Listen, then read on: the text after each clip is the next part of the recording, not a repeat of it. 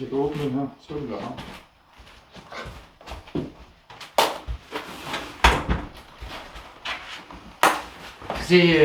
Jeg sætter op i Henrik Køber fra det øje, fordi han vil gerne fortælle noget omkring ungheste.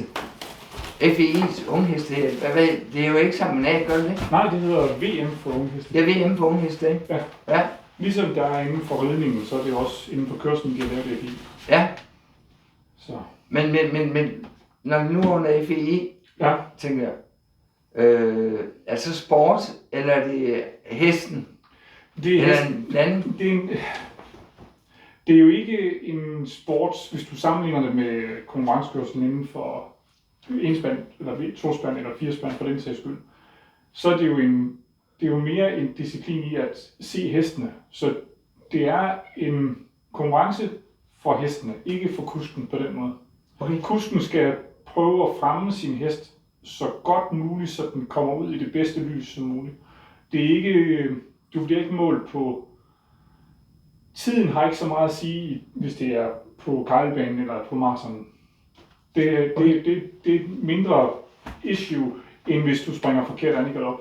Ja. Eller hvis hesten mister balancen i et hjørne, eller hvis hesten åbner munden, eller hvis hesten går og spænder. Det har et større vægt, selv i maraton og kejlerne, end det har normalt. Det vil sige, at man vurderer faktisk også hestens gang i kejler og i maraton. Helt sikkert. Okay. Så det er et udtryk for, at du prøver at lede efter den perfekte kørehest. Ja. Så det er hestens, avlernes resultat af deres arbejde. Det er det, der bliver vurderet. Ja. Så kan man så sige, at hvis du så finder dig en god træner til at træne din hest, jamen, så er det jo en fordel der, kan man sige. Ja. For det kunne vi jo se dernede i Frankrig. Ja. Men så er det jo delt op i, hvad starter det, 4 års? Det starter med 5 års. 5 års? Så 5 års, 6 års og 7 års. Ja. Og så er der forskellige krav til, når man kommer op til, altså fordi det der er diskussionen i hesteverdenen, det er jo, at det er mishandling af heste. Nu bruger jeg det stærkt ord, ikke? Stærkt ord, ja. Fordi man ser nogle heste, der går for samlet, i hvert fald i ridning, ikke? Ja. Sådan noget, men der kan vi sige, at der var det meget sjovt at se, at Saskia van der Hirs fra Holland, som er regerende verdensmester, hun kom med 2 5-års, og hun kørte dem meget blødt. Altså helt anderledes, end du normalt ville se hende på en stævneplads, hvor hun virkelig lagde dem ud i en meget stor åben form og en meget blød form til forhold til, hvad vi ved, at hun kan køre en hest til. Ja. Og hun er jo den eneste i verden i øjeblikket, der har vundet VM 2 gange. 2 gange i streg ovenkøbet. Ja. Så der kan man sige, der var et meget stor indikation om, at hun fik begge heste videre til finalen. Det var ikke nogen, der vandt noget, men den måde, hun kørte den på, det er den måde, dommerne gerne vil se. Meget åben 5-års, der bare får lov til at være med i balancen. Ja. Korrekt. Ja. Det er jo sådan set et meget godt eksempel. Det er ikke, selvfølgelig når du højner niveauet for op til 6 og 7 år, ja, så kræver står det så i... Så er det et andet, for det første er det et andet dressurprogram. Ja. 5 års kører et program, og 6 års og 7 års kører det samme program. 5 års, de har for eksempel ikke noget galop med. De har heller ikke noget samlet trav med. De skal bare vise en middeltrav og en arbejdstrav. Ja, altså det vil sige, at det er faktisk bare at øge skridtlængden. Ja, og rammen af hesten. Ja, og det dommerne så kigger på, det er jo balance, og det er, jeg har den liggende her, skemaet til den 5 års. Ja. Og der er det, hvad det hedder, arbejdstraven, eller dressuren, skridten, den vægter gange 2. Ja. Så skridten, den vægter rigtig meget. Ja. Og det gør den også for den 6 års og 7 års, det ganger du 2. Og så arbejdstraven. Der står rytme og fremad. Ja. Og frihed også. Ja, frihed i skulderen. Ja. Og stretching down, altså åben front. Ja. Så de skal have lov til at søge frem og ned i skridten. Altså virkelig lave en rummelig fri skridt, uden at det er en fri skridt, hvor man kalder, hvor den træder meget over. Træder meget men den skal træde over. Den skal træde over, det er det, de gerne vil se. Ja. Og arbejdstraven, der er det rytme og fremaddrift, aktivitet og sving i ryggen, de leder efter. Og så afslappethed. Ja. Og det samme med medium, altså middeltrav, rytme, impulsion, lengthening of the stride, altså længden af rammen, så hesten bliver... Det man ikke må forveksle, at man siger, at en middeltrav er det samme som en fri trav, hvor bare at den fri trav gør noget mere. Nej, hele forskellen på en fri trav og en middeltrav, det er, at i middeltraven, der forlænger den rammen og åbner sig op i middeltrav, hvor den søger frem i en større form, hvor den fri trav måske har mere tryk bagfra og mere spænding ud foran. Så det er det, de kigger på også. Og så igen, at den skal have sving i ryggen og balancen i traven. Og det er igen kun gange 1. Så både trav og middeltrav er kun gange 1. Hvor du så kommer til træningsskalaen på hesten, altså på en 5-års, den ganger du 2. Så hvis hesten, og hvad mener man med træningsskalaen? Jamen, det er jo for eksempel det med, at hesten står stille i paraden. Og slapper af og er stillet og bøjet korrekt. Ikke undviger bidet, altså ikke slår fra. De var meget opmærksomme på den korrekte hånd. Altså de var meget negative, lige snart kusken begyndte at arbejde meget med hænderne, eller at nogen af dem kørte rundt, men meget, de turde næsten ikke at røre hånden. Så de havde meget løse liner, så det var også et minus, selvom at de ville gerne se en stabil... En hest, der suger også. En hest, der suger korrekt og stabil på hånden, på bidet. Og det var så også der basis, altså træningsskalaen kommer ind, og det skal også, og den gang så også 2. Så du har de der, og så er der til allersidst er der så kejlerne, og så tiden. Kejlerne. Nu skal vi lige prøve at tage, nu kommer vi hurtigt meget frem, må man sige. Det starter ud med jo, det er, at onsdag er der dyrlægekontrol, ligesom alt andet til store stævner. Torsdag er der kvalifikationsrunde, det vil sige, der kører du en dressur med en kejlebane samtidig. Så det vil sige, du kører op af langsiden, du kører ikke op midterlinjen, for der står nogle kejler, det kan man ikke. Men du kører op af langsiden, står parade ud for C ved siden af dommeren, og hilser på dommeren, og så siger dommeren, værsgo, start, og så kører du dit dressurprogram. Kejlerne er placeret på den måde, at du ikke står i vejen for dig. Det vil sige, du kan køre hele dressurprogrammet uden at køre ind i en kejle. Når du så er færdig med dit dressurprogram, så starter kejlen, og der er sådan en startport. Den kører du ned og starter, og der starter tiden. Så kører du 8 port, og så kører du igennem slut, og så er du færdig. Så kører du op og hilser af. Så der er en lille, når du så kører igennem start, så er der en fejlfri tid, men den er nede på 230 meter i minuttet for en 5-års. Så det er jo meget langsomt. Det de kigger på, det er om hesten er styrbar i kejlerne. Og om den vælter i skulderen, eller om den er i balance. Det er der igen, for at se, hvor langt træningsniveauet er på hesten. Det de så får, det er, at hvis du får tidsfejl, så får du en 10. i stedet for. Og det samme med kejlerne, i stedet for 3 strafpoint, får du kun en 10, det vil sige 0,3. Og pointene vi får i dressur, i gangret og skridt, trav og det, så er det jo bare normale point, ligesom fra 1 til 10, og halve point også. Så det de leder efter, det er, at du får til sidst, der får du måske 6,5 med alt omregnet. Og det er jo det, de...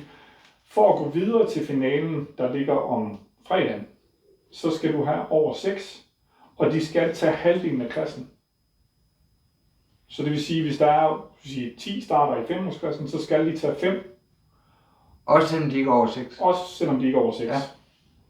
Hvis der så dem, der ikke er kvalificeret til finalen, de så får lov til at køre igen torsdag. Nu skal jeg passe på med det. Det er lige meget. Det er lige meget. Dagen efter. Og så er de 2 bedste i de sidste 5. De 2 bedste får lov til at gå videre til finalen også. Men det vil sige, at der er faktisk 3 ud af de 10, der ikke får lov til at køre finalen. Så der er et udskilningsforløb. Men lige meget hvad, når du kommer ned, så kommer du til at køre 2 gange dernede. Du kan risikere, at du ikke kommer til at køre finalen, men sådan at det må du næsten være bedre. Men så når man så går, det er jo så 5 år. Det er jo 5 år, Så når man så går op til 6 års, står der så også i dressurpapirerne, hvad man forlanger. Altså det er jo lidt det, jeg mangler. Hvis du går ind i ridning og ser, der står der jo, at nu forlanger man sådan og sådan, når man kommer op i en LB.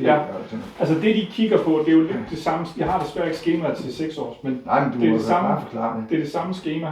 Type bare med, at der er samlet trav, og der er fri trav, og der er galop med.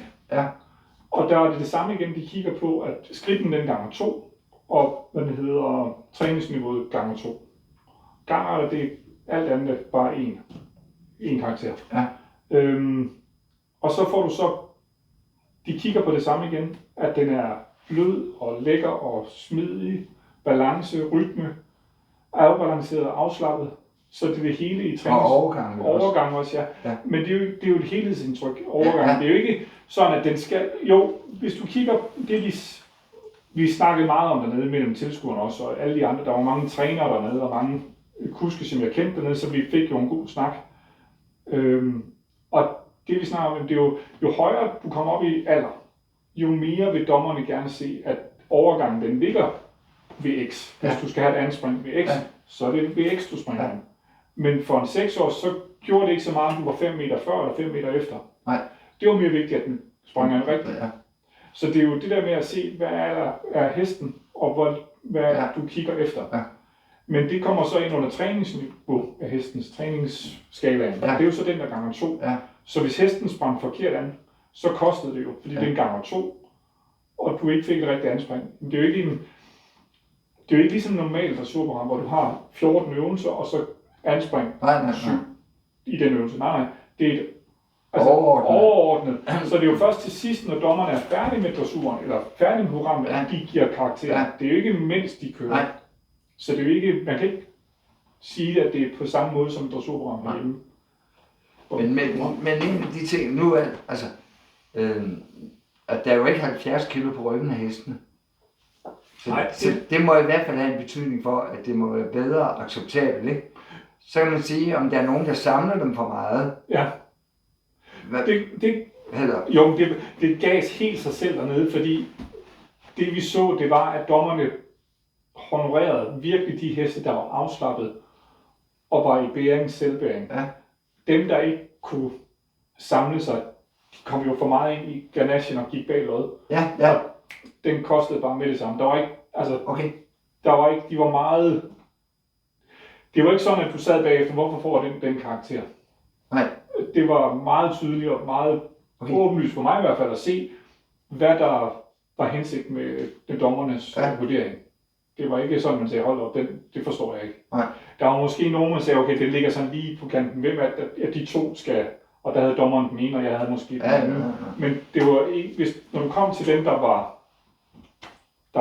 var sikre og gode, eller dem, der overhovedet ikke hang sammen, der var du ikke i tvivl. Nej.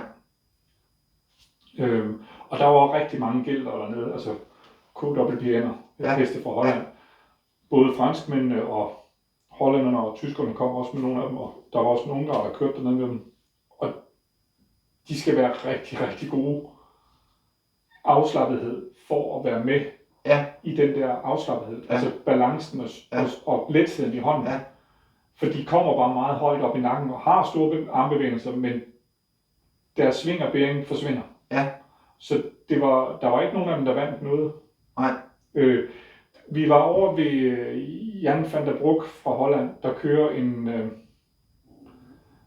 en hollandsk varmblod, en KWPN, men med meget varmblod i. Ligesom de rideheste, vi har i dressurverdenen. Ja. Men det er jo ikke en gælder mere. Nej. Det er jo en varmblodshest, der stadig er en KWPN. Ja. Den blev nummer 2 i 7 års. Og en rigtig fin hest. Men så den, der vandt fra Marie Schils fra Luxembourg, hun kom med en Oldenborg, en 7 års, der bare den svævede bare ind på den, og var så stabil og så rummelig i sin trav, at det var en rigtig lækker hest. Ja. Så det er meget med, at du får en god, solid... Det jeg altid har sagt førhen, det er jo, at, og der bliver Oldenborg-avlerne meget glade for mig nu, den hest, der burde være den optimale for alle folk, eller er optimale for alle folk herhjemme i Danmark, at køre med, det er en Oldenborg. Den kan alle håndtere, og det er en solid, stabil hest, der har de 3 gange, der skal bruges. Det er lidt synd, at vi er gået, at det der køreuddannelsen, eller hvad var det hed? Køreprøven inden for Oldenborg, den er stoppet. Vi er ikke fortsat med den, fordi det lavede faktisk nogle gode hester. Det fik vist, at Oldenborg-hesten var en god kørehest. Ja. Og den kunne bygge videre til at sige, jamen, så få den videre ned til VM. Ja. Og der kunne hestene sagtens, de Oldenborg-heste, vi laver i Danmark, kan sagtens gøre med det andet. Okay. Det vil jo også give markedet for de udenlandske kusker. Altså. Ja, hvis vi får vist hestene rigtigt, helt sikkert.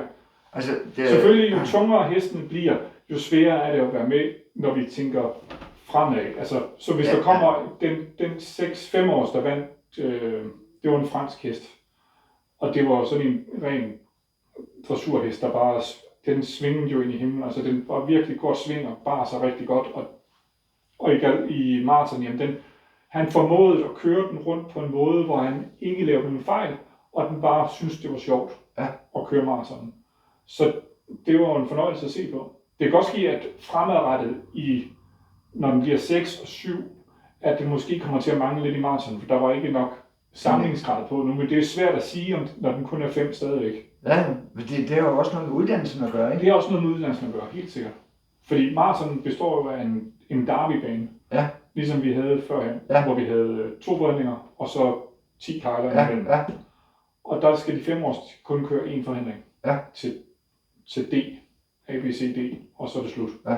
Hvor du så Men altså for mig, og også sådan, for heste, ikke bare køresporten, men hestesporten, altså der er jeg sådan set ligeglad med, hvor mange port der er.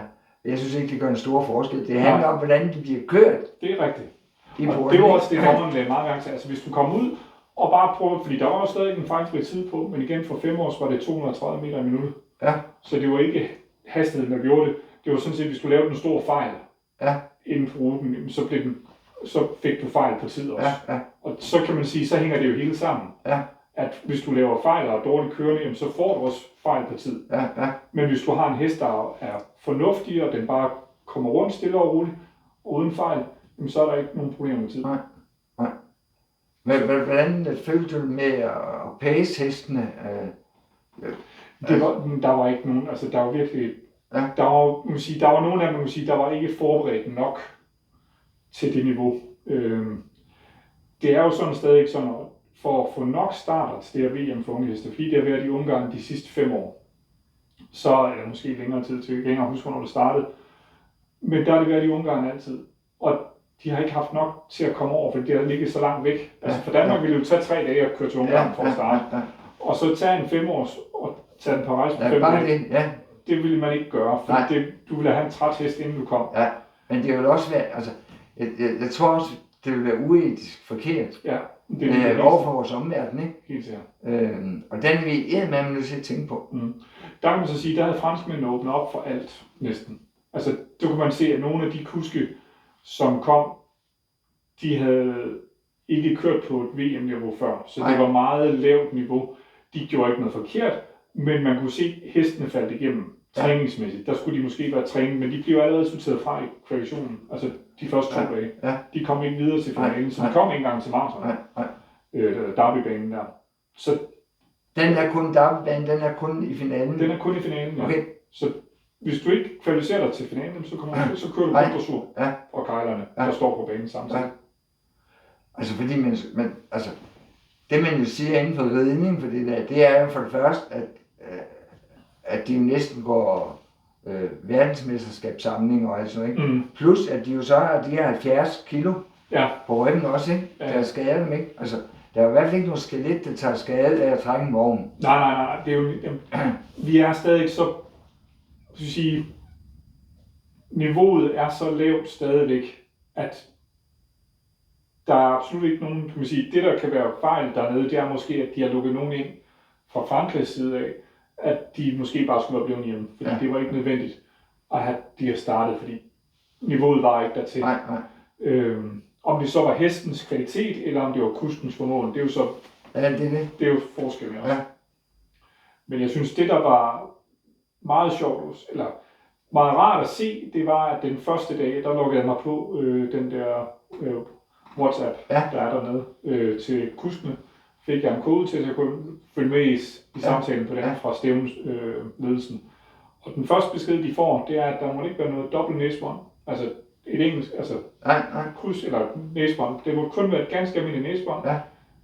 Og så må der ikke være nogen bidløfter. Og der må ikke være nogen,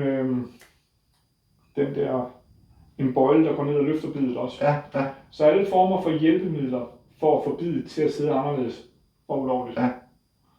Og det gjorde jo bare, at du har kun Men det må gerne være Stangby og Liverpool. Det må gerne være Stangby og Liverpool. Ja. Den form der. Der kan man sige, der var nogle af dem, synes jeg, det var... Men det bliver også slået ned på fra dommerne, lige så snart de kunne se, fordi de heste, der gik på et hårdt bid, var ikke de accepterede ikke bidet korrekt. Nej. Og der fik de bare ikke nogen point. Nej. Så der var masser af Liverpool, eller hvad er det, ballonbid? Det var det. Det var 50-50. Ja. Jeg tror faktisk, franskmanden, der kørte med en 5-års der vandt, han kørte faktisk på almindelig pedonbid. Ja. Så. Fordi det er jo nogle af de ting, det er, hvad omgivelserne siger, ikke? Altså vi to kan garanteret godt blive enige om nogle ting, men vi er nødt til at tage hensyn til. Ja, men det er jo det der, det er også fordi, at stangbidet har altid bare været bidet, man brugte, når man kørte. Ja, et stykke hen i vejen i hvert fald. Det er også. Ja.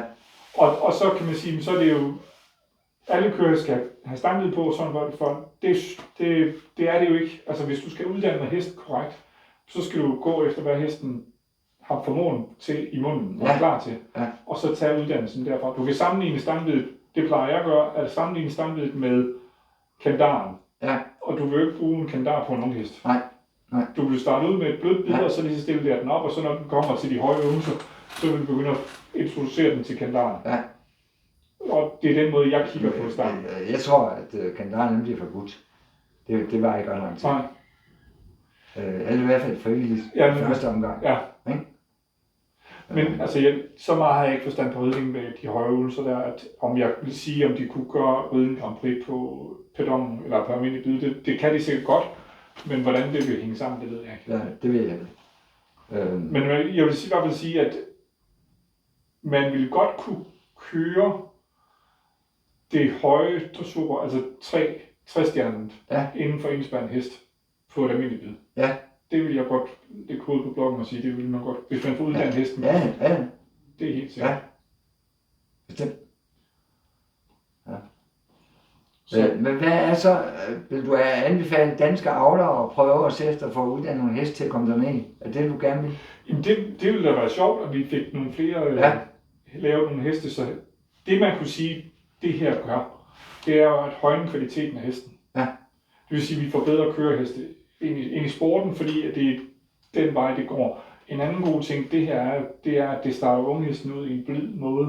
Ja. Fordi det, der er problemet nu her, når du starter en ny hest op, jamen, så kan du starte klubstævner, men hvis du vil hurtigt ud, så kan du sådan set starte mesterskabet, når du er 6. Ja. Men der er ikke ret mange 6-års, der er klar til at køre VM. Nej. Og den her, ved at tage det der unghest-VM, så kan man sige, så kan man give kusken den der VM-træning og hestens oplevelsen og hestens mulighed for at komme ud og se noget nyt på en stille og rolig måde, uden nogen store krav til hesten. Så det er en god måde at starte de nye heste op på, og det er en god måde for avlerne at få vist hesten er fremme og klar. Og sige, det er jo også en promovering af det avlsmateriale, de laver. Hvis de laver nogle par heste, der er her. Jeg snakkede med Andrew Council, som var overdommer dernede. Og han sagde, at han ville jo sådan set gerne se næste år, at der sad 5 avlere i hver deres telt, og havde store plancher med af deres heste og brochurer med at se, den her hest, nu har jeg haft 5 heste med til VM. Ja. Og de har alle sammen gjort det godt. Selvfølgelig skal du købe næste kørehest med mig. Ja.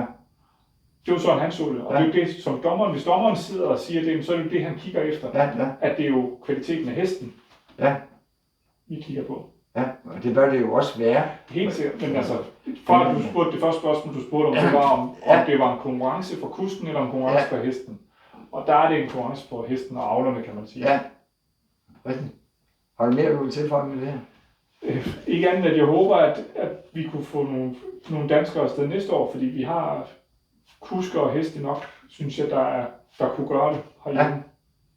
Det, der er det sjove i, det er jo hver år, og det, der var snak om, jeg snakker med stævneledelsen dernede, og jeg har set inde på FI's hjemmeside, at de vil åbne op for ponyer næste år. Ja. Så det er også for ponyer, altså 5, 6 og 7 års. Ja. Og så er det jo mulighed for, at nogle kuske, som har en 6 års eller en 7 års, vil kunne tage ned og få en god oplevelse, og på et meget fornuftigt niveau, uden at presse hesten, komme videre i sin uddannelse med hesten. Ja. Så på den måde vil jeg sige, det er en stepping stone til det rigtige VM, og til de store heste, store klasser, og du får bygget hesten korrekt, uden at der er pres på den. Fint nok. Så